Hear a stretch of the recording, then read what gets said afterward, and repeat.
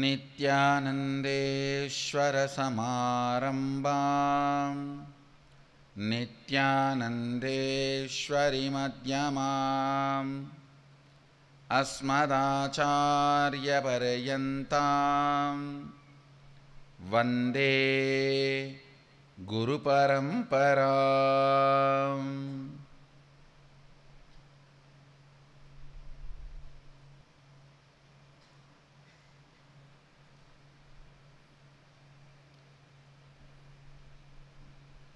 உங்கள் அனைவரையும் வணங்கி வரவேற்கின்றேன். கல்பதர் தியான சத் சங்கத்திற்காக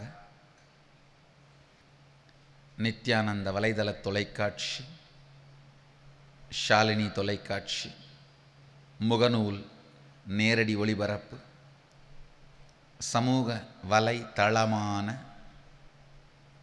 யூடியூப் நேரடி ஒளிபரப்பு மற்றும் இருமுனை காணொளி காட்சியின் வழியாக உலகம் முழுவதும் இப்பொழுது அமர்ந்திருக்கும் அன்பர்களையும் சீடர்களையும் வணங்கி வரவேற்கின்றேன்.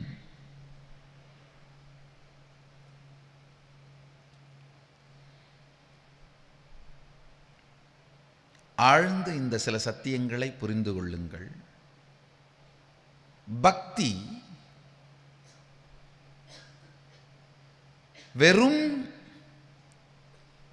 ஏதோ சில செயல்கள் சார்ந்தது அல்ல, உங்களுக்குள் பெரும் சக்தியை ஊற்றெடுக்க வைக்கும் யுக்தி.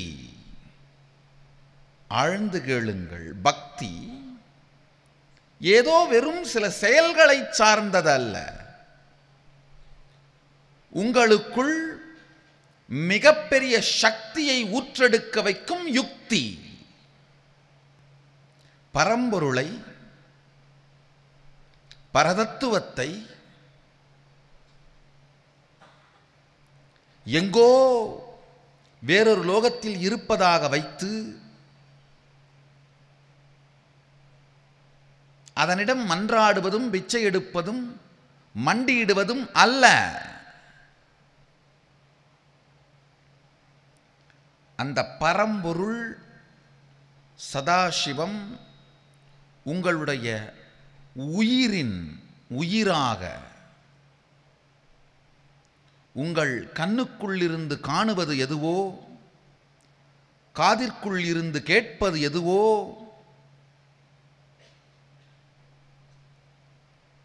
எண்ணத்துள் இருந்து எண்ணுவது எதுவோ, சிந்தையில் இருந்து சிந்திப்பது எதுவோ, உள்ளத்துள் இருந்து உள்ளுவது எதுவோ, அந்த உயிருக்குள் இருந்து உணர்வது எதுவோ அந்த பரம்பொருள் சதாசிவமே, அந்த பொருள் சதாசிவமே என்கின்ற தெளிவோடு இருப்பும் வாழ்க்கையின் செயல்பாடுகளும் இரண்டுமே இறை நிலையிலிருந்து இயங்க வைக்கும் யுக்தி பக்தி. ஆழ்ந்து கேட்டுக்கொள்ளுங்கள்.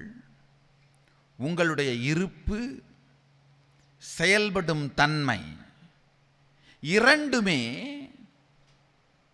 இறை நிலையிலிருந்து இயங்குவதற்கான தெளிவும், இரண்டுமே இறைநிலையிலிருந்தே வெளிப்படுவதற்கான சக்தியும், இரண்டுமே இறைநிலையிலேயே இருந்து இயங்குவதற்கான யுக்தியும் பக்தி. நினைப்பது, நடப்பது, செய்வது, இது எல்லாவற்றிலும் நிறைத்தன்மையை உணர வைக்கும் யுக்தி பக்தி. மாணிக்கவாசகனுடைய வாழ்க்கையே கல்பதர். நினைக்கும் பொழுதெல்லாம் பெருமான் நேர் நின்று கேளாது அளித்தான். மாணிக்கவாசகப் பெருமான் நரியெல்லாம் பரியாக்கி நீயே குதிரை சேவகனாய் மாறி மதுரைக்கு வா என்று சொல்லவும் இல்லை, கேட்கவும் இல்லை.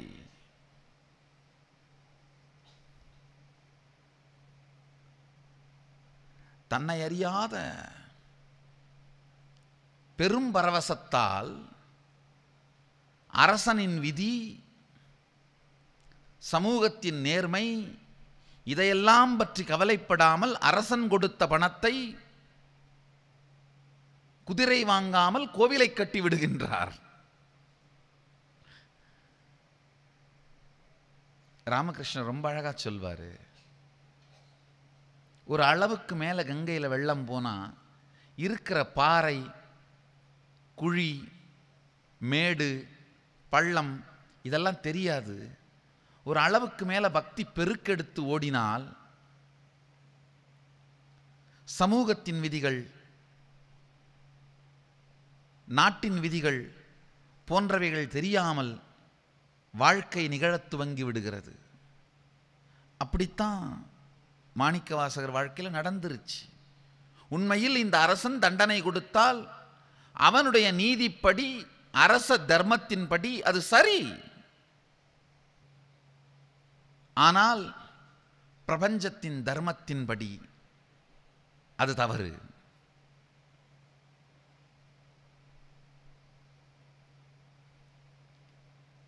பிரபஞ்சம் உங்கள் வாழ்க்கையில் தொடர்ந்து தலையிட்டு உங்களை தன் தலைமீது வைத்து காக்கும் வாழ்க்கை முறைதான் பக்தி.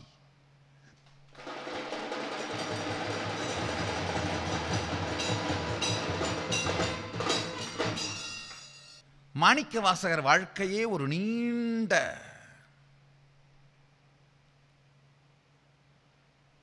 பக்தி எனும் பனை ஓலையில் இனிமை எனும் எழுத்தாணி கொண்டு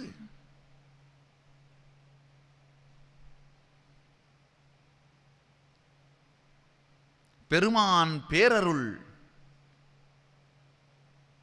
பொங்க பொங்க எழுதி வைத்த காப்பியம் மாணிக்கவாசகரின் வாழ்க்கை. வள்ளற் பெருமான் மணிவாசகரை பற்றி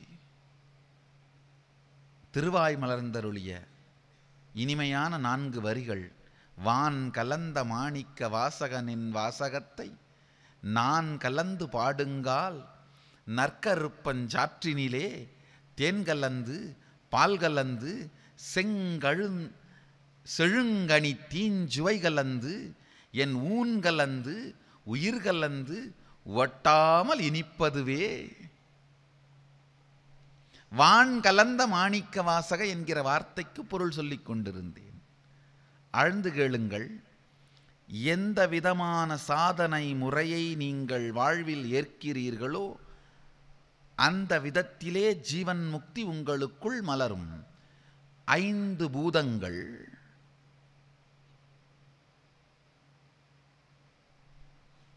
பஞ்சபூதங்களான நிலமும் நீரும் நெருப்பும் காற்றும் நிறை ஆகாயமும், இந்த 5 பூதங்களின் மூலமாகவும் மலர்தல் நிகழ்ந்து ஞானத்திற்குள், பிரபஞ்ச பெருவெளிக்குள் கரைய முடியும். சுத்த ஜீவன் முக்தி நிகழ முடியும். சுத்தாத்வைத சுகபோத நிலை மலர முடியும்.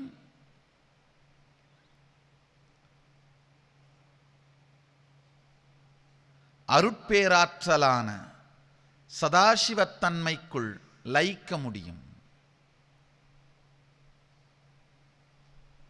உடலாலே செய்யக்கூடிய சரியை முறைகளான பூஜை, ஆலயம் தொழுதல், உழவாரப் பணி செய்தல் போன்றவற்றை செய்தும் சுத்தாத்வைத சிவயோக நிலையை அடையலாம். எண்ணத்தை ஒழுங்காக்கி ஸ்தோத்திரங்கள், ஜபங்கள் போன்றவற்றை செய்தால் நீர் தத்துவத்தில் மலர்ந்து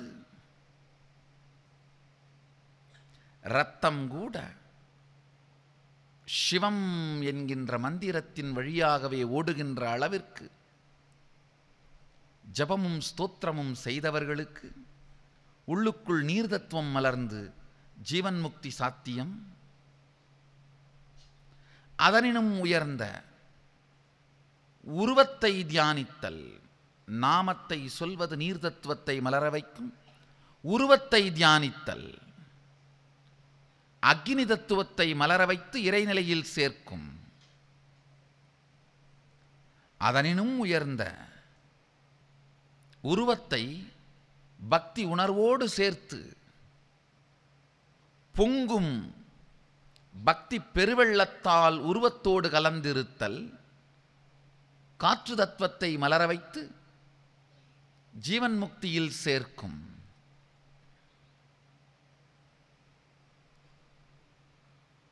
இரண்டர கலந்து சித்தம் சிவன்பாலே நிறைந்து வாழும் பொழுதே அத்வைத பரத்தில் நிறைந்திருக்கும் ஜீவன் ஆகாய தத்துவம் மலர்ந்து சுத்தாத்வைத சுகபோத நிலையான சிவசாயுஜ்யத்தை அடைகிறார்கள். மாணிக்கவாசக பெருமான் வான் கலந்தவர். அதனால தான் வள்ளற் பெருமான் வான் கலந்த மாணிக்க வாசகா என்று உரைக்கின்றார்.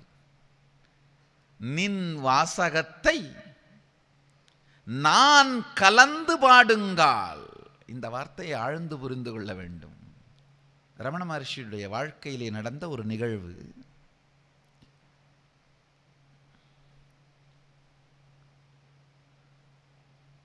ஒரு நாள் சீடர்கள் பகவானை சுற்றி அமர்ந்து கொண்டு பகவான் எழுதிய அருணாச்சல அக்ஷரமணமாலை என்கின்ற ஒரு ஸ்தோத்திரத்திற்கு பொருள் சொல்வதற்கு விளக்க உரை சொல்ல வேண்டும் என்று கேட்கிறார்கள். அந்த ஸ்தோத்திரம் பெருமான் ரமண மகர்ஷி ஸ்பான்டேனியஸா உள்ளம் உடைந்து பொங்கி அல்ல உடைந்து மலைவலம் வரும் பொழுது சில மணி நேரங்களுக்குள் எழுதி சாற்றிய ஸ்தோத்திரம், எழுதி சாற்றிய பாமாலை, அக்ஷர மணமாலை. அக்ஷரங்களால் ஆன மணமாலை. அண்ணாமலையானுக்கு மதுரபாவத்திலே ரமண மகர்ஷி செய்தளிக்கின்ற ஸ்தோத்திரம். இதற்கு பொருள் சொல்ல வேண்டும் என்று பக்தர்கள் கேட்கிறார்கள். பகவான் முகத்திலே எந்த உணர்ச்சியையும் எப்போதும் பார்க்க முடியாது. நிர்விகல்பமாக இருப்பார். ஆனால் சொல்லொணாத வெட்கத்தினால் தலைகுனிந்தாராம். சொல்லொணாத வெட்கத்தினால் தலைகுனிந்து அதற்கு பொருள் சொல்வது சாத்தியமில்லை. அது எனக்கும் பெருமானுக்கும் இடையிலே நிகழும் உறவின் ரகசியம். உறவின் ரகசியத்திற்கு உரை சொல்ல முடியாது. உரை சொன்னால் உறவின் ரகசியம் அம்பலம் ஏறிவிடும். மிக ஆழமான உறவுகள் யார் வாழ்விலுமே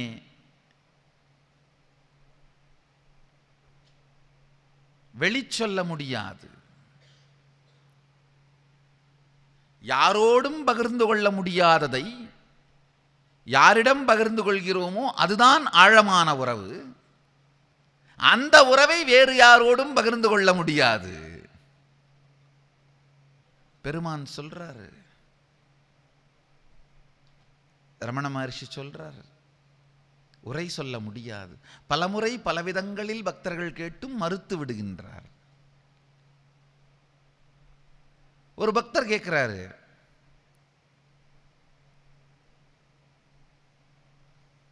உரை சொன்னால் உறவின் ரகசியம் வெளியில் வந்துவிடும் என்கிறீர்கள், பின் ஏன் பாடலாக மட்டும் அதை பாடி வைத்தீர்கள்னு கேட்கிறாரு. பின்ன பாடலாக மட்டும் ஏன் பாடினீர்கள்? அது ரகசியத்தை வெளியிட்டதாகாதா? இப்போ பகவான் ரொம்ப அருமையா சொல்றாரு, யாரெல்லாம் உடன் இருக்கும் பொழுது அந்த நூலை, அந்த பாடலை நான் பாடினேனோ அவர்கள் எல்லோரும் என்னுடைய பாகமாக மாறிவிட்டிருந்ததனால் அவர்களை நான் வேறொருவர் என்று கருதாது நானே அவர்கள் என்று உணர்ந்ததனால் இந்த வரிகளை நான் அவர்களோடு பகிர்ந்து கொண்டேன் அப்படிங்கிறார்.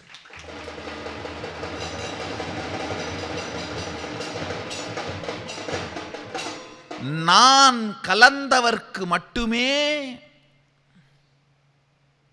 நாதன் நாயக ரகசியங்கள் வெளிப்படும்.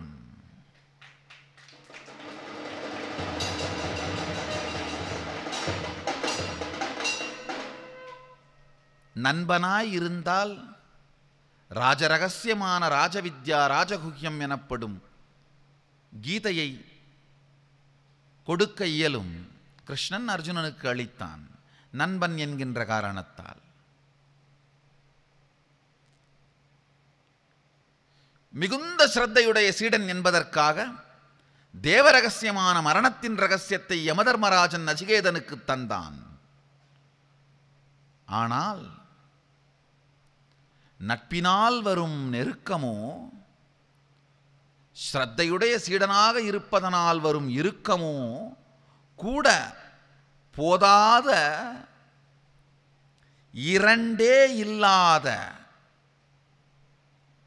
கரைப்பு நிகழ்ந்தால் மட்டுமே மகாதேவ ரகசியம் சொல்லப்பட இயலும்.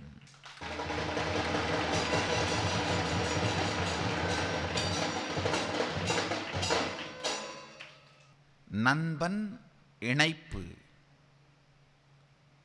சீடன் பிணைப்பு,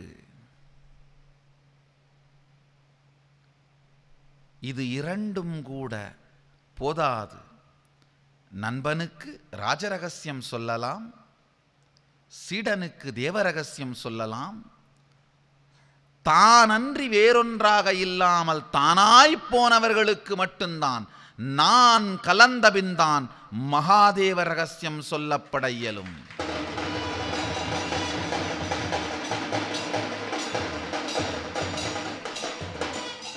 ரமண மகரிஷி சொல்றாரு, யார் என் பக்கத்தில் இருக்கும் பொழுது நான் இந்த அக்ஷர மணமாலையை சாற்றினேனோ அவர்கள் எல்லோரும் நானாகவே என் பாகமாகவே மாறிப்போயிருந்ததனால்தான் வெட்கம் இல்லாமல் இந்த ரகசியத்தை வெளியிட்டேன். இப்பொழுது உரை சொல்லும் அளவிற்கு சாத்தியம் இல்லை. இங்கிருந்து சீடர்கள் எழுதுகிறார்கள், பகவான் திருமுகத்தில் வெட்கம் வந்து நாங்கள் பார்த்த முதல் கடைசி முறை அதுதான். நிர்விகல்ப நிலையிலேயே நிலைத்திருக்கும் பெருமான் திருமுகத்தில் அதை தவிர வேறொரு உணர்ச்சியின் பெருக்கு சாத்தியமென்றால் நிர்விகல்பத்தையும் தாண்டியது பக்தியின் பெருக்கு.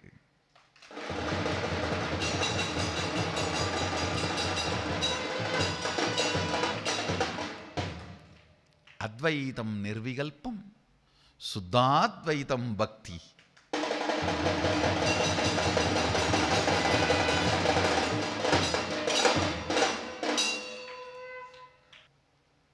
நான் கலந்தால் மட்டுமே சில விஷயங்கள் வாழ்வில் புரிபடும். நான் நான் என்கின்ற அகந்தையை சற்றே தள்ளி வைத்துவிட்டு யாரிடம் நம்மை திறக்கிறோமோ அது நட்பு. நான் நான் என்கின்ற அகந்தையை யார் காலடியில் முழுமையாக கரைக்கிறோமோ அது சரணாகதி, குரு சீடன் உறவு. நான் யாரிடம் கலக்கிறதோ அது அனுபூதி.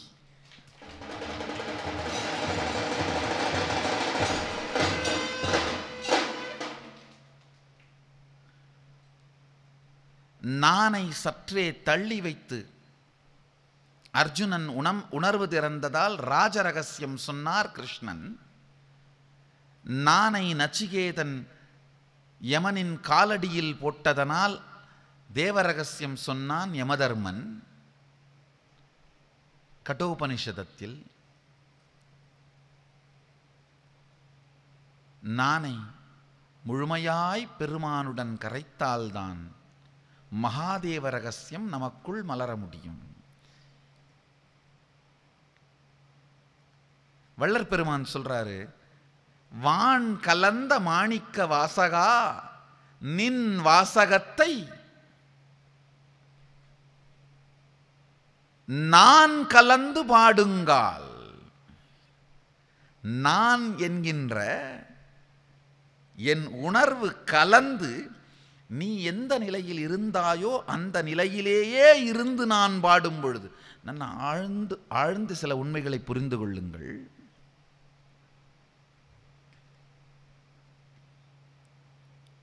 ஒரு ஓவியமோ காவியமோ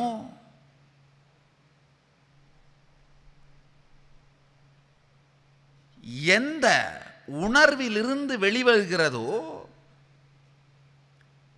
ரசிப்பவர்களை அதே உணர்விற்கு கொண்டு செல்லும் சக்தி வாய்ந்தது.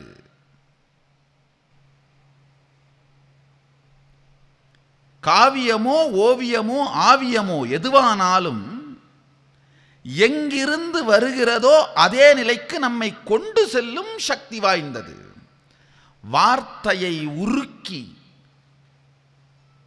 செய்வது காவியம், நெஞ்சை உருக்கி உயிர்ப்பது ஓவியம், உணர்வை உயிரையே உருக்கி ஆக்குவது ஆவியம்.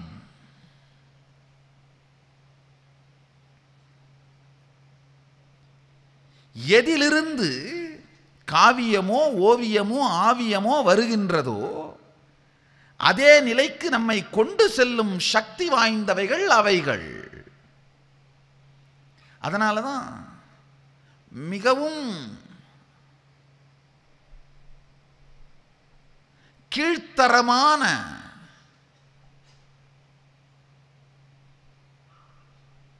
ரசனையோடு ஒரு பாடலோ ஒரு ஓவியமோ ஒரு கலையோ வெளிப்படுத்தப்பட்டால் காண்பவர்களையும் அதே உணர்விற்கு கொண்டு செல்லும். உயர்ந்த ரசனையோடு ஒரு காவியமோ ஓவியமோ கலையோ வெளிப்படுத்தப்பட்டால் காண்பவர்களை அதே நிலைக்கு கொண்டு செல்லும். மூலாதாரம் காம உணர்வின் இருப்பிடம்.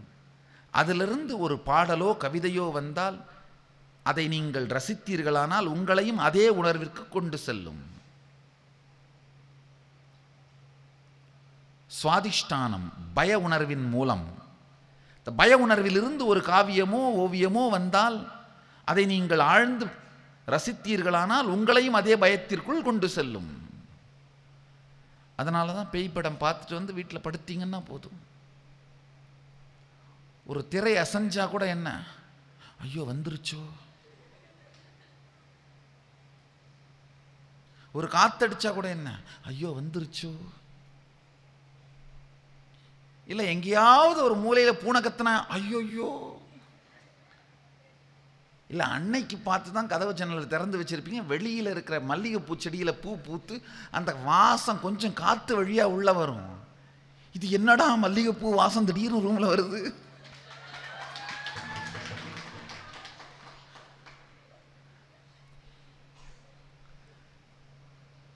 பய உணர்வு சார்ந்த விஷயங்களை ரசித்தீர்களானால் நீங்களும் அதே உணர்வில் இருப்பீர்கள். திருவாசகம் ஆனந்த கந்த சக்தியான பக்தியிலிருந்து வெளிவந்தது. அதை ரசித்தீர்களானால் நீங்களும் அதே பக்தி நிலைக்குள் மலருவீர்கள்.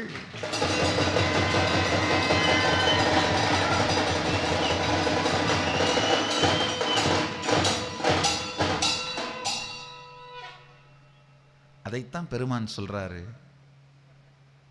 வள்ளல் பெருமான், வான்கலந்த மாணிக்க வாசகா நின் வாசகத்தை நான் கலந்து பாடுங்கால், என்னுடைய உணர்வே அதில் கலந்து போக பாடுங்கால், நற்கருப்பஞ்சாற்றினிலே தேன் கலந்து பால் கலந்து செழுங்கனி தீஞ்சுவை கலந்து என் உன் கலந்து உயிர் கலந்து வட்டாமல் இனிப்பதுவே. இங்கே ஒரு அருமையான வார்த்தையை உபயோகிக்கிறார் வள்ளற் பெருமான் மாணிக்கவாசகரை பற்றி சொல்லும் பொழுது, நின் வாசகத்தை நான் கலந்து பாடுங்கால். வெறும் நினைச்சா போதாது,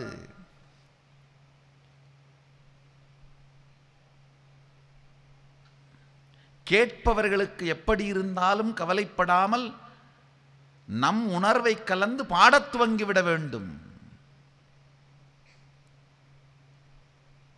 நல்லா புரிஞ்சுக்கோங்க. பலமுறை நான் சிறு வயதில் அண்ணாமலையார் ஆலயத்தில் பார்த்துருக்கேன். குரல் ஒன்றும் பெரிய வளமாலாம் இருக்காது. ஆனால் கேட்பவர்கள் என்ன சொல்வார்கள் அதை பற்றியெல்லாம் எந்த கவலையும் படாமல் ஏதோ ஒரு கோயிலின் ஆலயத்தின் மூலையில் உட்கார்ந்துட்டு தன்னை மறந்து தனக்கு எப்படி தோன்றுகிறதோ அதுபோல திருவாசகத்தை பாடுகின்ற, தேவாரத்தை பாடுகின்ற அடியார்களை பார்த்திருக்கிறேன். ஆழ்ந்து தெரிந்து கொள்ளுங்கள். இப்போ என்ன அவார்டு வேணும்னா பாடுறோம், அவார்டு வேணும்னு பாடினாதான் மற்றவங்க என்ன சொல்லுவாங்கன்னு கவலைப்படணும். அவார்டுக்காக இல்லை, அம்பலவாணனுக்காக.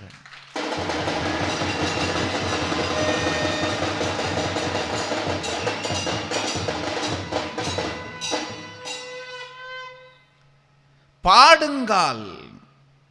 வள்ளற் பெருமான் ஒரு வார்த்தையை கூட குறைத்தோ அல்லது அதிகமாகவோ சொல்லவில்லை. பாட வேண்டும் என்கின்றார். நான் கலந்து பாட வேண்டும். ஏனென்றால் சில செயல்கள் உணர்வை உங்களுக்குள் ஆழமாக்கும். அதில் பாடுவது ஒன்று. பெருமானை நினைந்து உணர்வு கரைந்து நெஞ்சம் நிறைய வாய் திறந்து பாடுவது. ஞானசம்பந்த பெருமான் ரொம்ப அழகா சொல்வார், ஆடி பாடி அண்ணாமலை கைதொழ ஓடிப்போம் நமது உள்ள வினைகளே.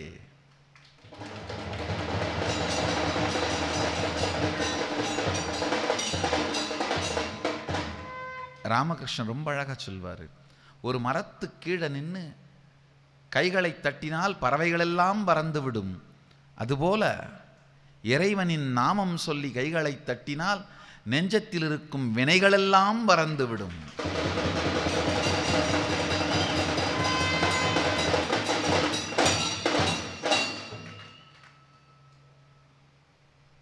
இரண்டாயிரம் ஆண்டுக்கு முன்பாக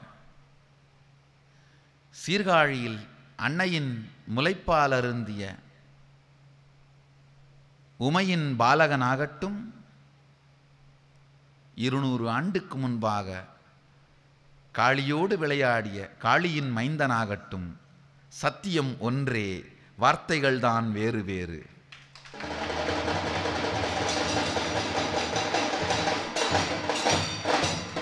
ஞானசம்பந்தரும் ராமகிருஷ்ணரும் 2 பேரும் அதையேத்தான் சொல்றார்கள். இங்கு வள்ளற் பெருமானும் நான் கலந்து பாடுங்கால், நற்கருப்பஞ்சாற்றினிலே தேன் கலந்து பால் கலந்து செழுங்கனி தீஞ்சுவை கலந்து என் உன் கலந்து உயிர் கலந்து வட்டாமல் இனிப்பதுவே. நான் கலக்காமல் திருவாசகம் மாதிரி ஒரு பெரிய பேர் உணர்வு நூல்கள் அது செய்ய வேண்டிய தாக்கத்தை உங்களுக்குள் செய்வது சாத்தியமில்லை.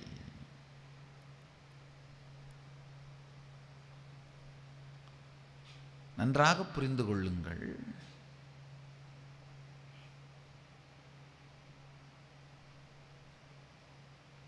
சில விஷயங்கள்ல இறங்கி வாரி பூசிட்டு அதை வாழ துவங்கினா மட்டும்தான் அது புரியும்.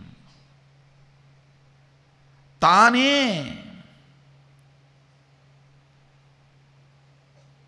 வாழ்ந்து பாரம்பரிய முறைப்படி குருகுலத்தில் பயின்று அனுபூதி மலர்ந்து வாழுகின்ற ஒருவரால் மட்டும்தான் வேதங்களை மொழிபெயர்க்கவும் உரை சொல்வதும் சாத்தியம். தானே வாழ்ந்தவர்கள் தொகுத்தால் அது திரட்டு,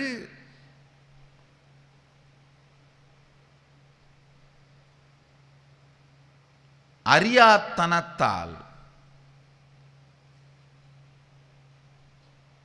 வாழாது தொகுத்தால் அது திருட்டு. சிவதீட்சை பெற்று முழுநீர் பூசி ருத்ராக்கந்தாங்கி பெருமானை சிந்தையில் குளிர குளிர ரசித்து ருசித்து அனுபவித்தவனுக்கு மட்டும்தான் மணிவாசகன் விளங்குவான்.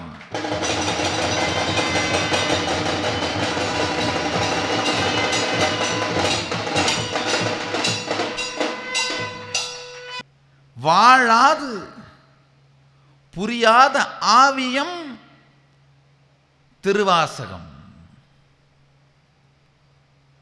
இது வெறும் வார்த்தையாலே புரிந்து கொள்கின்ற காவியமும் அல்ல,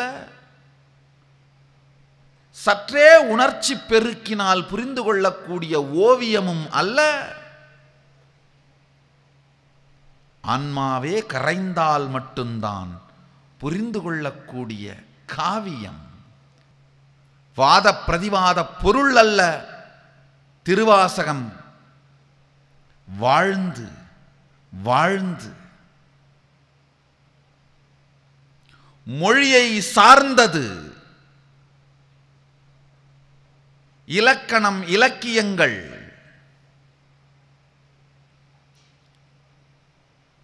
உயிர் உணர்வை சார்ந்தது.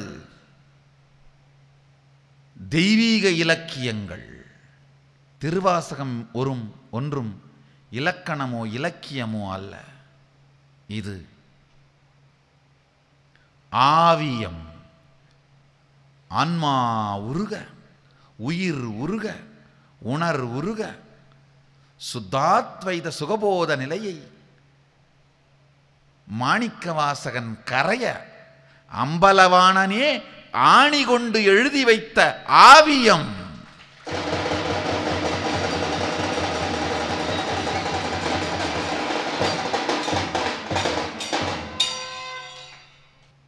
மாணிக்க வாசகரே தன்னை தானே ஒலி வடிவத்தில் உரித்து வைத்ததே திருவாசகம். ஒரே சக்தியின் ஒலி வடிவம்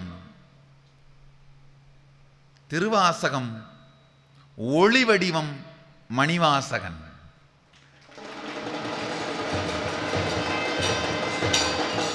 ஒரே அனுபூதியின்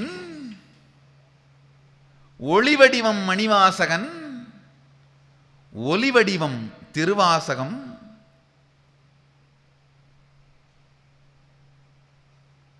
இந்த ஒலி வடிவத்தை வரி வடிவத்தில் செய்து வைத்தவன் இரண்டுக்கும் மூலமான அம்பலவாணன்.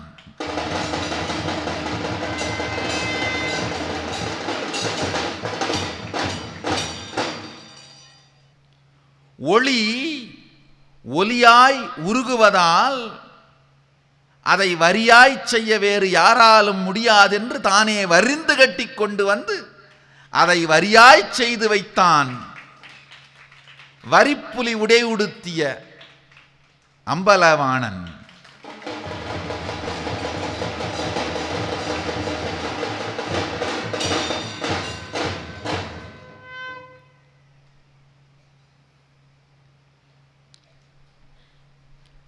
கிருஷ்ணன் அர்ஜுனனுக்கு சொல்ல, அதை சஞ்சயன் திருதராஷ்டிரனுக்கு சொல்ல, அதை வியாசர் விநாயகருக்கு சொல்ல அவர் எழுதி வைத்ததுதான் கீதை.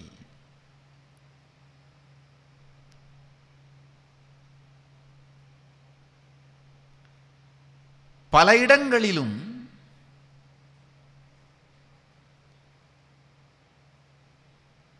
பல்வேறு விதங்களிலும் பல்வேறு நூல்கள் சொல்லப்பட்டும் எழுதப்பட்டும் வைத்திருப்பதை பார்க்கலாம். பெருமான் தேவிக்கு சொல்ல, தேவியிடமிருந்து விஷ்ணு வாங்கி எழுதி வைத்ததுதான் ஆகமங்கள். பெருமான் தேவிக்கு சொல்ல, தேவியிடமிருந்து விஷ்ணு பெற்று பிரபஞ்சத்தின் வாழ்வியல் முறையாக உருவாக்கி வைத்ததுதான் ஆகமங்கள். ஆனால் எந்த நூலுக்கும் இல்லாத சிறப்பு பக்தன் கரைய பரமன் எழுதி வைத்தது திருவாசகத்திற்கே உண்டு.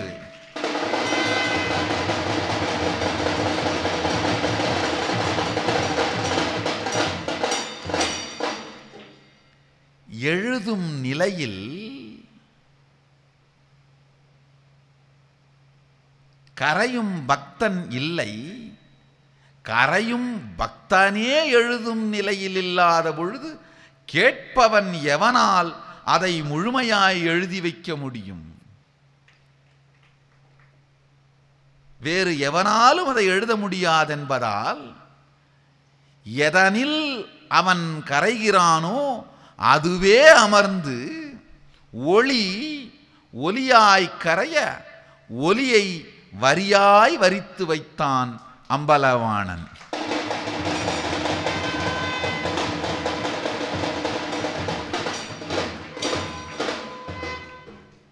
திருவாசகத்திற்கு உருகார், ஒரு வாசகத்துக்கும் உருகார்.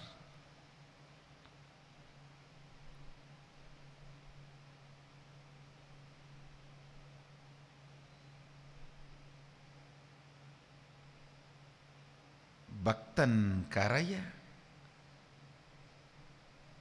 பரமன் வரைந்து வைத்தது திருவாசகம்.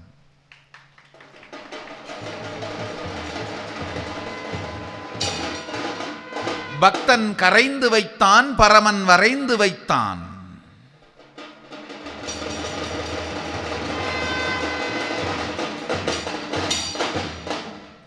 பக்தன் கரைந்ததில் பகவான் வரைந்ததில் நாம் நிறைந்தால் என்ன நடக்கும்? தொடர்ந்து கேளுங்கள்.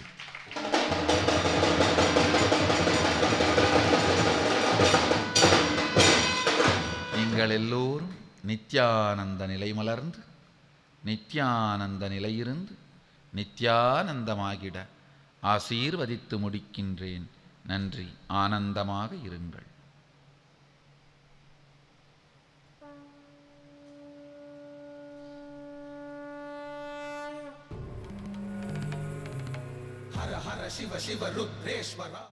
Nithyananda Peetham Bengaluru Adheenam off Mysuru road Bidadi Bengaluru 08027279999